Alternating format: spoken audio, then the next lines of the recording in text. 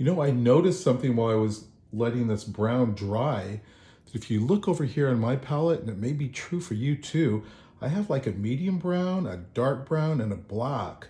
So I think I'm going to be using this dark brown too. It'll make the whole thing look more dimensional to have more color. So I'm going to put some clear water on top of that and wait just a little bit, and that'll be a dark brown. So I'm going to have medium brown, dark brown, and then black to make this whole thing come alive in the middle.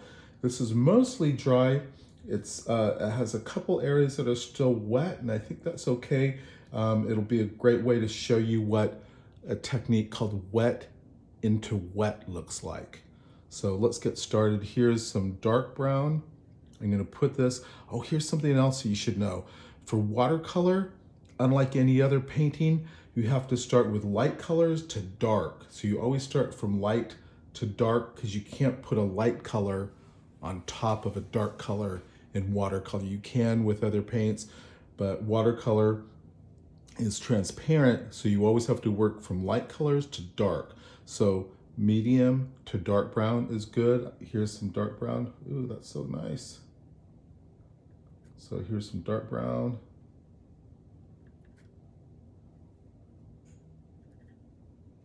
I really like that. If you notice, if I hit like a wet area, kind of a damp area, it kind of runs into each other. And now I'm going to paint the black. Center, kind of like the center of the eye. So here's my black, and we're almost done. I'm gonna add a little bit on the outside. That's kind of, that. When I do that, that's called wet in wet, wet into wet. And then here is the circle, and that'll kind of bleed into each other, and that's still okay. I think I am done. I'm done with that. So if I were going to give this as a gift to someone, I'd probably look at this source. This is a real sunflower out in nature. I'd probably break the background into quadrants. Do you remember that phrase that we talked about earlier when we did our practice sheets? I'd probably break this into quadrants and paint blue. So this is the sunflower represents the sun. I'm going to paint blue and the sky here in this quadrant, this one, and this one, so you don't have to do it all at once. If you break it into 4 parts and just do this one quadrant, it'll seem easier. So you go quadrant 1, 2, 3, and 4, working from left to right.